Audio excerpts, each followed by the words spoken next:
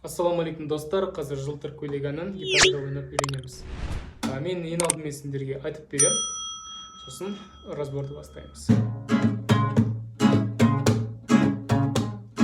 Сұлу сенсің, осы бір тойдың, сен үшін құдаша модный болдым. Жоқ деме көріктім, сүйікті десем, қасына келші жанымы десем, сүйікті десем. Жылтыр көйлек жарасып үстіне құдашы мощный, жай ғана сөйлеп жанына барсам қалай кетеді әдемі билеп, әңгіме салсам үйтіп маған тиді. Жылтыр көйлек жарасып үстіне құдашы мощный, жай ғана сөйлеп жанына барсам қалай кетеді әдемі билеп, әңгіме салсам үйтіп маған тиді. Жалпы осылай айтылады. Қазір мен көрсететін аккордтар мынадай. Барені 4-ші латқа қоямыз, мына жерде айым аккордын ұстаймыз. Бұл дегеніміз C, DS, M деген аккорд. Келесі екінші аккорд, бұл деген мынадай. Так, G, DS, M деген аккорд. Одан кейінгі аккорд A деген аккорд. Сосын соңғы аккорд бұл B деген аккорд. Қағысын көргендеріңіздей біздер бүйтіп ойнаймыз, баушком ойнаймыз. Бұл жерде деген бүйтіп деген струнаны бірге соғамыз бас бармақпен, және де бочканы екеуін бірге соғамыз. Бүйтіп.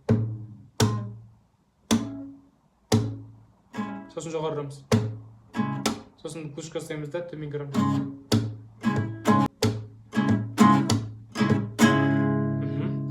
Бұл бір қағысы. Одан кейінгі екінші қағыс бар, бұндай.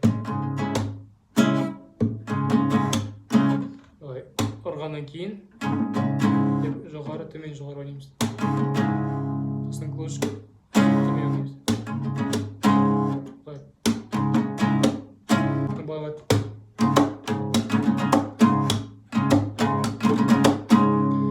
Бірақ та куплетінде біздер тек қана бірінші қағысты ойнаймыз былай.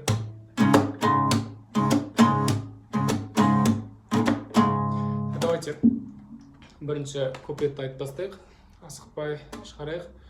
Сұлу сенсің, былай. Сұлу сенсің, осы бір тойдың, сен үшін құдаша модный болдым. Сосын ауысамыз, модный болдым. Сосын ауысамыз, жоқ деме көріктім, сүйікті десем, қасыма келші жаныма десем, сүйікті десем. Қайырмасына келген кезде біздер бірінші қағысты және де екінші қағысты ойнаймыз. Былай.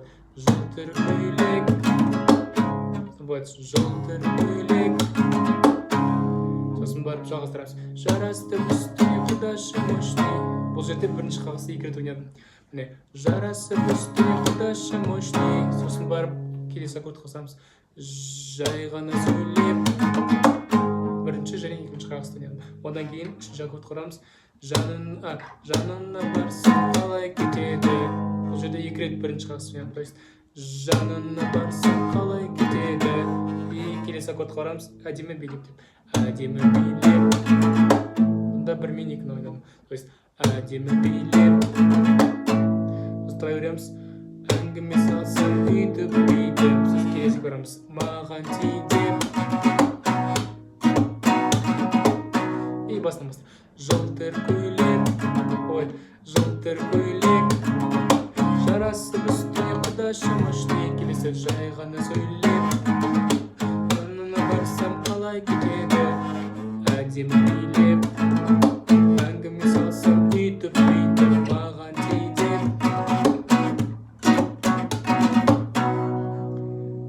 Міне осылай. Және де екінші несіне барғанда, шумағына барғанда дәл осылай ойнайтын боламыз. Бірінші куплеттегі де қайталанатын болады қағыстары.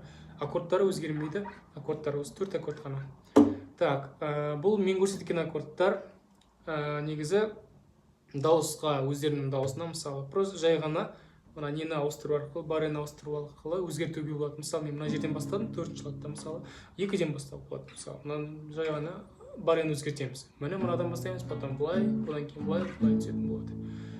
Мысалы, мынандай бары қиын болса, онда АМ аккорды, сосын ЕМ аккорды, одан кейін F, сосын G аккордын ұстаса болады. Бұл жерде тек бір бар аккорд болады, бұл F аккорды. Солай ойнаса болады, қағысы жаңағыдай.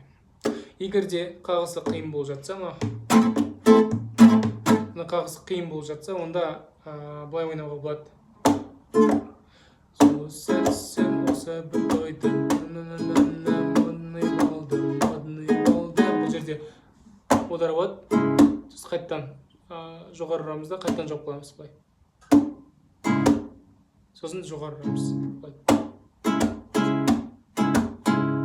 Бұл ең оңайы, то есть желтый көйлек, жарасып үстіне құдашы мощный, жай ғана сөйлеп. Бұл яғни гитараны енді бастап үйреніп жатқан адамдарға арналады. Мінекей достар, осындай разбор. Егер де ұнаса лайк басып және де комментарий қалдыруды ұмытпаңдар.